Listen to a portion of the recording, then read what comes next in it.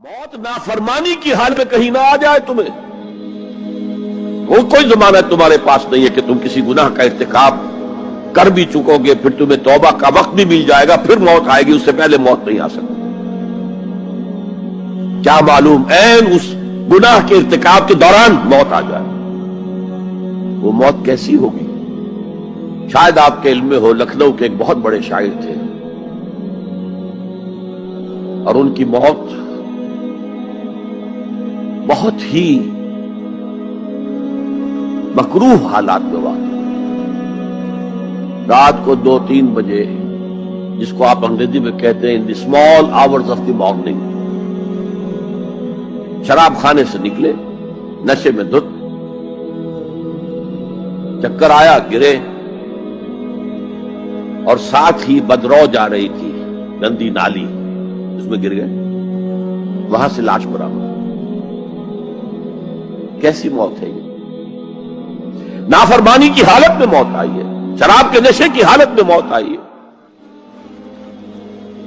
اور کیا یہ ممکن نہیں ہے کہ کوئی شخص بدکاری کا ارتکاب کر رہا اور عین اسی فعل کے دوران موت آ جائے؟ اچھا, اب اگر آپ نے طے کر دیا نہیں مروں گا مگر حالت فرما برداری میں, اس کی ایک ہی شکل ہے, کوئی لمحہ بھی نافرمانی میں بسر نہ ہو, مبادا اسی لمحے موت آ جائے. ہر لمحے کا پہرا دیجئے, ہر ساعت کی پوری حفاظت کیجئے, کہیں نافرمانی کا کوئی ارتکاب نہ ہو اور عین اس حالت میں کہیں موت نہ آ جائے. میں وہ حدیث آپ کو سنا چکا ہوں, لا یزنی الزانی حین یزنی وہو مومن. کوئی زانی حالت ایمان میں زنا نہیں کرتا, جب وہ زنا کر رہا ہوتا ایمان اس کے دل سے نکل کر اوپر سر پر منڈلاتا رہتا. کوئی چور حالت ایمان میں چوری نہیں کرتا, ولا یسرق السارق حین یسرق وہو مومن. کوئی شرابی حالت ایمان میں شراب نہیں پی سکتا, ولا یشرب الخمر حین یشرب وہو مومن. اگر ایمان بھی ہو دل میں اور یہ حرکات بھی ہو رہی ہو تو وہ ایمان 2 پیسے کا نہیں, 2 ٹکے کا نہیں. کیا اس ایمان کی قیمت ہے؟ کیا قدر و قیمت ہے اس کی؟ اب اگر عین اسی حالت کے اندر موت آ گئی تو یہ تو خلو ایمان ہے, ایمان کا خالی ہو جانا ہے. یہ ہے وہ بات جو کہی گئی. اب یہ اسلام اور تقوی, ان دونوں کو یہاں نوٹ کر لیجئے. یا ایھا الذین آمنوا اتقوا اللہ حق تقاتہ ولا تموتن الا وانتم مسلمون. اے ایمان کے دعوے دارو, اللہ کا تقوی اختیار کرو جتنا کہ اس کے تقوی کا حق ہے, اور دیکھنا موت نہ آنے پائے مگر فرما برداری کی حالت. اب یہ اینٹیں اگر پختہ ہو گئی ہیں, ہم نے جہاد کے مختلف مراحل ان پر غور کیا تھا. پہلا مرحلہ کیا تھا؟ نفس امارہ کے خلاف جہاد, شیطان اور اس کی ذریت سلبی و مانوی کے خلاف جہاد, بگڑے ہوئے معاشرے کے جو پریشرز ہیں ان کے خلاف جہاد. یہ 3 جہاد کر کے کما حقہ فرض کیجئے کہ اب آپ تقوی اور فرما برداری کی روش پر راسخ ہو گئے, قائم ہو گئے. اب اگلا قدم کیا ہے؟ اب ان اینٹوں سے فصیل بنانی ہے. اینٹیں تو مضبوط ہو گئی, پوری طرح پٹ گئی, پختہ ہو گئی. وہ جو اقبال کہتا ہے کہ خام ہے جب تک تو ہے مٹی کا ایک انبار تو, اور پختہ ہو جائے تو ہے شمشیر بے زنہار تو. اور جس سے اکبر اللہ آبادی نے بھی کہا ہے, اس سے بھی بہتر انداز میں کہا ہے, تو خاک میں مل اور آگ میں جل, جب خشت بنے تب کام چلے. ان خام دلوں کے عنصر پر بنیاد نہ رکھ, تعمیر نہ کر. اگر ساحل سمندر سے ریت لے کے گولا بنا لیں, وہ نم تو ہوتی ہے ریت, گولا بن جائے گا, پھر اسے شیشے پر بھی ماریں گے, شیشہ کھڑا رہے گا, ریت بکھر جائے گی. اسی گولے کو ذرا بھٹی میں ڈال کے پکا لو, روڑا بنا لو, تو خاک میں مل اور آگ میں جل, جب خشت بنے, جب اینٹ بنو گے تب کام چلے. اب اگر اسے مارو گے تو کوئی نتیجہ تو برآمد ہوگا کہ نہیں. تو یہ پختہ افراد کی شخصیت کو پختہ کرنا. جو ہے کہ اجتماعی اس کو نظر انداز کرتی ہے، جیسا کہ میں نے عرض کیا تھا، پہلی منزل تعمیر نہیں کی، دوسری کے اوپر چڑھا ہو گئے، دوسری ہے نہیں، تیسری جو ہے وہ ہوا کے اندر اس کی تعمیر ہو رہی ہے۔ ہماری بہت سی ناکامیوں کا اصل سبب یہ ہے۔ حضور نے پہلے افراد کو تیار کیا ہے، افراد کے ہاتھوں میں ہے اقوام کی تقدیر، ہر فرد ہے ملت کے مقدر کا ستارہ،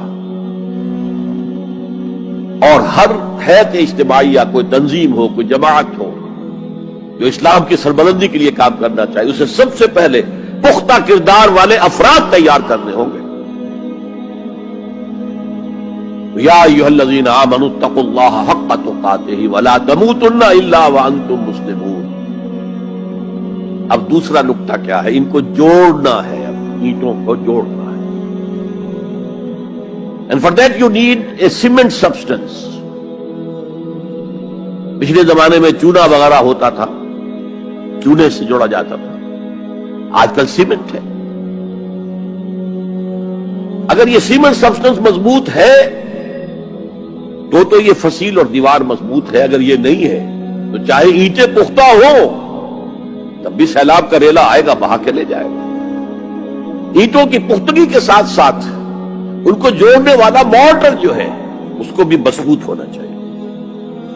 اس لیے دوسرا نقطہ، یہ سہ نکاتی لائحہ عمل، 3 نکاتی لائحہ عمل۔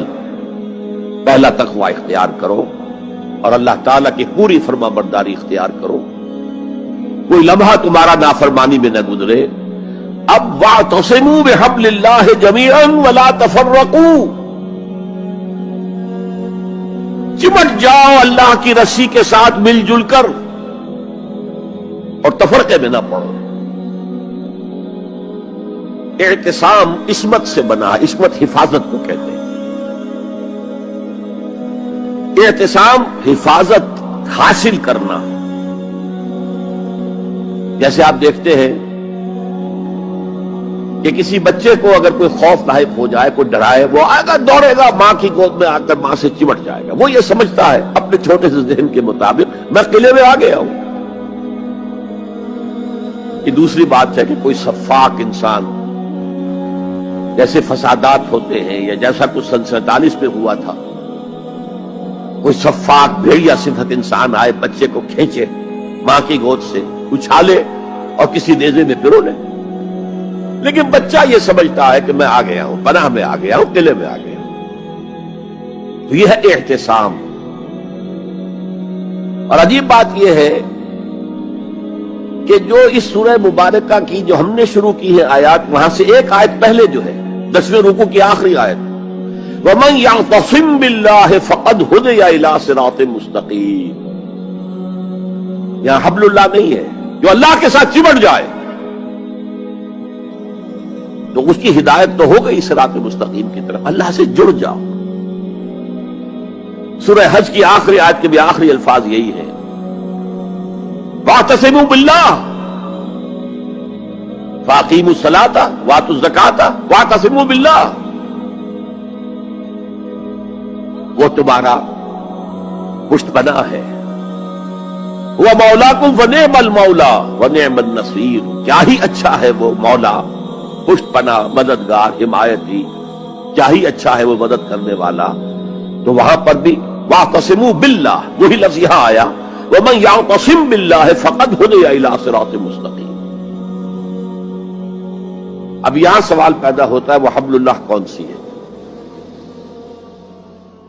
اب اصول یہ سامنے رکھیے کہ قرآن مجید میں اگر محسوس ہو کہ کسی جگہ پر کوئی ابہام ہے، اجمال ہے، کہیں وضاحت کی ضرورت ہے، تو یہ حق ہی نہیں فرض ہے محمد الرسول اللہ صلی اللہ علیہ وسلم کا کہ اس کو بیان کریں، واضح کریں، تبیین کریں۔ انزلنا الیک الذکر لتبین للناس ما نزل الیہم۔ اے نبی، ہم نے آپ کی طرف یہ ذکر اس لیے نازل کیا ہے کہ آپ لوگوں کے لیے واضح کریں وہ شے جو ان کے لیے نازل کی گئی، ان کی طرف بھیجی گئی۔ آج ایک عظیم ترین فتنہ ہمارے ہاں جو ہے وہ انکار حدیث کا ہے۔ وہ گویا کہ حضور کو یہ حق ہی دینے کو تیار نہیں۔ کہ قرآن مجید کی آیات کی توضیح کریں، تبیین کریں، جہاں کہیں کوئی سوال پیدا ہو اس کا جواب دیں. لیکن یہ جان لیجئے یہ حضور کا صرف حق نہیں، فرض. مجھے ایک بڑا تلخ تجربہ ہوا تھا لاہور میں 1973 میں، وہ جو عالمی کانفرنس ہوئی تھی لاہور میں، دنیا کے تمام مسلمان ملکوں کے سربراہ وہاں جمع تھے. تو اس زمانے میں اس آیت کا بڑا چرچا تھا، اخبارات میں بھی بڑے بڑے اشتہار شائع ہو رہے لوگوں کی طرف سے، وَاعْتَصِمُوا بِحَبْلِ اللَّهِ جَمِيعًا وَلَا تَفَرَّقُوا. رکشاؤں کے پیچھے بھی بینر لگے ہوئے ہیں، ٹیکسیوں کے پیچھے بینر لگے ہوئے ہیں، وَاعْتَصِمُوا بِحَبْلِ اللَّهِ جَمِيعًا، بینر آویزاں ہیں سڑکوں پر جا بجا. لیکن میں ایک پریس میں گیا کہ جہاں میری ایک کتاب چھپ رہی تھی اور تاخیر ہو رہی تھی، تو میں ذرا ان سے کہنے گیا جلدی کرو. وہاں ایک صاحب آئے ہوئے تھے اور بدقسمتی سے آزاد کشمیر، جو ہمارے ہاں آزاد کشمیر کہلاتا ہے، آپ کے ہاں وہ مقبوضہ کشمیر کہلائے گا، اس کے وہ محکمہ جو انفارمیشن ڈپارٹمنٹ کے سیکرٹری تھے، اہم تھے. ان کا یہ کیا رہا؟ یہ لا یعنی کلام ہے، بے معنی کلام ہے. وَاعْتَصِمُوا بِحَبْلِ اللَّهِ جَمِيعًا، کہاں ہے وہ رسی؟ کس کو رسی؟ کون سی رسی کو پکڑو؟ بہت صدمہ ہوا، لیکن کیا کیا جائے؟ اصل میں کمیونسٹ ذہن کے تھے. اب اس لیے وہ اللہ کے رسول نے واضح کیا ہے کہ حبل اللہ کون سا.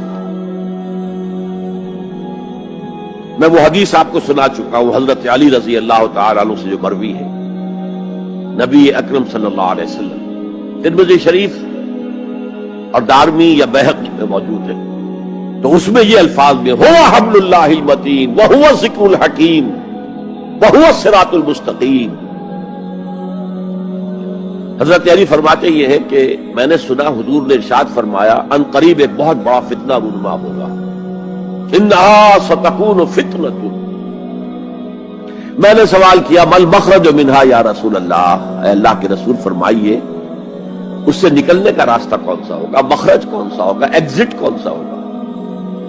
یا آپ کے ہالز میں جہاں ایگزٹ لکھا ہوا ہوتا ہے سرخ سی بتیوں کے ساتھ، عرب ممالک میں مخرج لکھتے ہیں اس کو، نکلنے کی جگہ، بھاگنے کی جگہ. اگر کہیں دھواں بھر جائے، کہیں آگ لگ جائے تو بھاگو ان روشنیوں کی طرف، ان دروازوں کی طرف، وہ کھل جائے گا. تو جب حضور نے فرمایا کہ انہا ستکون فتنۃ، تو حضرت علی کہتے میں نے پوچھا بل مخرج منہا یا رسول اللہ، فرمایا کتاب اللہ، فتنوں سے بچانے والی اور فتنوں سے نکالنے والی شے صرف کتاب اللہ.